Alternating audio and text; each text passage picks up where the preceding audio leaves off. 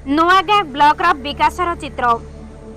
नयगढ़ जिला नुआगाँ ब्लॉक मालीसाही पंचायत विकासर चित्र। कुनी कुनी पिला बही बस्तानी धरी आंठुए पानी रे नदी पार होई स्कूल को जिबा घटनारू स्पष्ट बारी होई पड़ुछि। आवश्यक पड़ुथिबा रास्ता रे काम हेउनाही।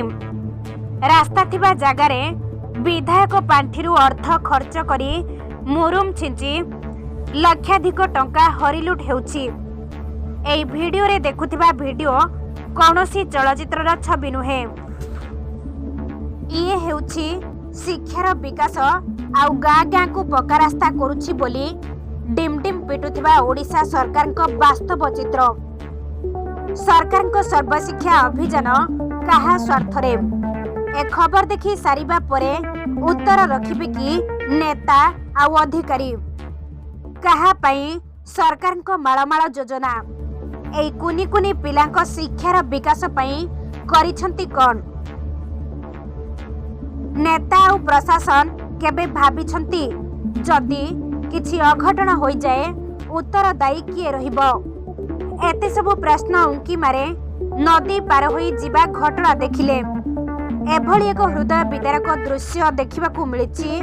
नयगढ़ जिला नुआगाँ ब्लॉक मालीसाही ग्राम पंचायत आदिवासी बहुल ढिपी साही बेगुनिया साही ग्रामर 14 जन छात्र छात्री गतिकेश नोडालुज विद्यालय रे पहुंचीबा पई कुनी कुनी पिलामानकू बाघमारी नदीर पत्थर गंड पार होई 3 किलोमीटर साइकेल नचेत चालिकी जीवाकू पड़ुछि।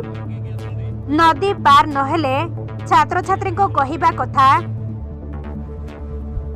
20 रु 22 किलोमीटर बुलिकी विद्यालय रे पहुंचीबा पाई पड़ुछि। नहेले पाठपढ़ा ठप, जहा फलरे प्राथमिक विद्यालय रे एही वर्ष कौनसी छात्र छात्री नाम लेखाई नथिबा कहिछंती उक्त विद्यालयर कर्मचारी। दुईटी विद्यालय उपरे आखपाख ग्राम छात्र छात्री पाठपढ़ा पाई निर्भरशील। वर्ष सारा पिला माने बाघमारी नदी पार होई विद्यालय को आसंती। वर्षा दिने बाघमारी नदीर दुई कूल खाई उछुला प्रखर स्रोत पत्थर गंड अतिक्रम करती तथा गोटे कांधरे बस्तानी एवं साइकेल धरी विपदजनक भावरे नदी पार होई विद्यालय को आसुथिबार दृश्य जेतिकी हृदय विदारक सेतिकी चिंताजनक। विकासर गोलापी चित्र जे एभली दृश्य को उपहास करुछि एकथा लोकंक उद्वेगरू बेस बारी होई पड़ुछि। पत्थर गंडठारे एक ब्रिज सहित उक्त ग्रामगुड़ी को पक्का रास्ता निर्माण निमंते साधारण रे दाबी हेउछि। तेबे आम न्यूज रे खबर प्रकाश पाइला परे केबे ब्रिज निर्माण हेबो आउ पिला मानकू निरापद रे विद्यालय रे पहुंचीबार सुजोग मिलिबो ताकू ही अपेक्षा रहिछि।